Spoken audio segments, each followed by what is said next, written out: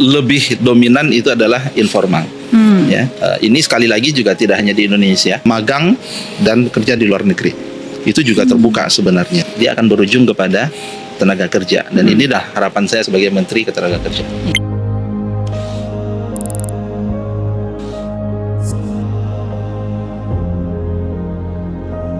Jadi kalau kita lihat, Mbak, kondisi yang kita hadapi saat ini, kita harus lihatnya itu dari 3 faktor.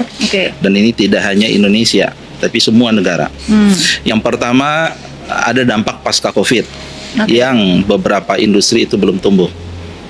Kemudian ada faktor yang kedua adalah kondisi ekonomi global yang juga itu sedang berkontraksi. Dan yang ketiga ada terkait dengan perkembangan teknologi yang itu bersifat eksponensial, melejit luar biasa, dan itu berdampak kepada ketenagakerjaan di industri. Tiga-tiga ini ada, gitu ya, dan tiga-tiga ini kita hadapi, tidak hanya kita, tapi negara-negara lain juga. Apakah kemudian peluang kerja itu kemudian menjadi sangat terbatas sekali? Kalau kita lihat, ini yang kemudian berusaha kita jawab dengan program prioritasnya Pak Presiden Prabowo. Jadi saya selalu menyampaikan sumber lapangan kerja itu ada 4. Jadi yang pertama adalah optimalisasi program dari Pak Presiden. Ya, makan bergizi gratis itu kita berharap tumbuh ekonomi berbasis lokal. Di situ ya, 1 SPPG minimal 50 orang, kemudian ekosistemnya, suppliernya itu tentu lebih besar. Koperasi Merah Putih itu adalah sebuah unit usaha berbasis lokal. Di situ akan ada gerai sembako terkait dengan farmasi, pupuk dan seterusnya, itu bisa dioptimalkan. Dan program-program lain renovasi infrastruktur dan seterusnya, itu juga penciptaan lapangan kerja, itu yang pertama. Yang kedua adalah pengembangan dari industri saat ini, gitu ya.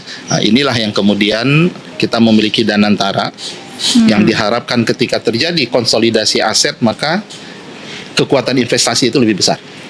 Ya, dan sudah ada hitung-hitungan awal, ya, ada target sekian puluh program hilirisasi dengan target sekian lapangan kerja. Dan kita berharap untuk hilirisasi ini tentu lapangan kerja yang lebih layak lah, gitu ya.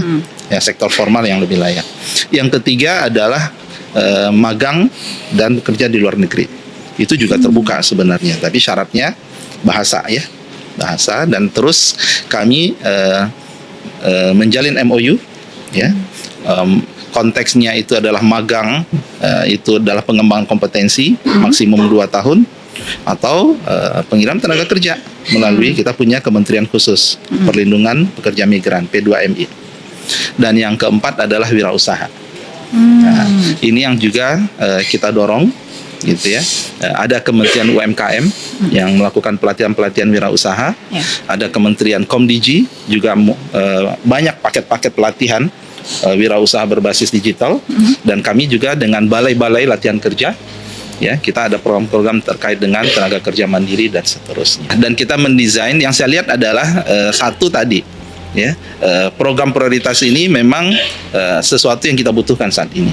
Ya, kalau kita bicara makan bergizi gratis, koperasi dan seterusnya. Yang kedua, dia berbasis kepada dia bisa berdampak kepada penumbuhan ekonomi lokal. Dan tentu yang ketiga, dia akan berujung kepada tenaga kerja, dan inilah harapan saya sebagai Menteri Ketenagakerjaan. Ya, ini juga menambah sektor formal untuk pekerja nggak sih Pak? Karena kan untuk sekarang sebenarnya sektor informal juga semakin banyak ya di Indonesia. Ini menambah nggak untuk sektor formal? Ya, ada beberapa pekerjaan yang memang trennya akan lebih dominan itu adalah informal. Ya, ini sekali lagi juga tidak hanya di Indonesia. Di beberapa negara yang kami kaji, di India ternyata proporsi pekerja informal itu memang meningkat. Ya, banyak orang yang lebih senang bekerja freelance, gitu ya. Kemudian dia bekerja sendiri di rumah, gitu ya, dan seterusnya. Ditambah memang tadi ada beberapa sektor yang kemudian mereka menjadikan sektor informal ini sebagai transisi menjelang dia mendapatkan pekerjaan ya secara definitif dengan formal. Nah, ini memang menjadi suatu yang harus kita perhatikan. Kami dari Kementerian Ketenagakerjaan kita concern ya terhadap perlindungan sosial mereka.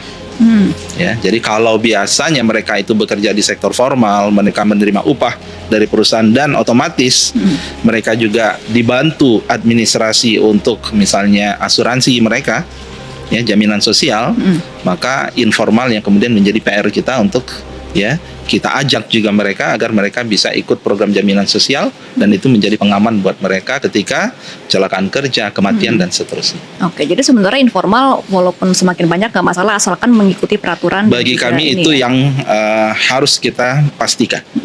Nah, tadi kan Bapak juga mention soal salah satu cari pekerja itu di luar negeri. Ya. Nah, kan sekarang sudah banyak nih Pak anak-anak muda yang bahkan kayaknya pingin kerja di luar negeri. Itu jadi masalah nggak sih Pak buat Indonesia? Enggak masalah ya. Satu hal yang harus ingatkan, ke luar negeri itu tentu bukan seperti pindah dari satu kota-kota yang lain ya. Persyaratannya juga tentu lebih ketat ya, terutama bahasa. Ya, dalam program-program pengiriman magang ke luar negeri pun itu tesnya juga luar biasa ya. Jadi mereka tidak hanya bahasa tapi juga ya ada seleksi-seleksi yang memang sesuai dengan persyaratan kompetensi mereka itu akan bekerja nanti di bagian apa, apakah di konstruksi, apakah itu kemudian di bagian pariwisata dan seterusnya. Maka seleksi itu ya harus dilalui dan pemerintah mendorong gitu ya. Mereka bisa kalau bagi kami mereka bisa meningkatkan kompetensi mereka, pengalaman, dan itu nanti akan bermanfaat ketika mereka kembali ke Indonesia.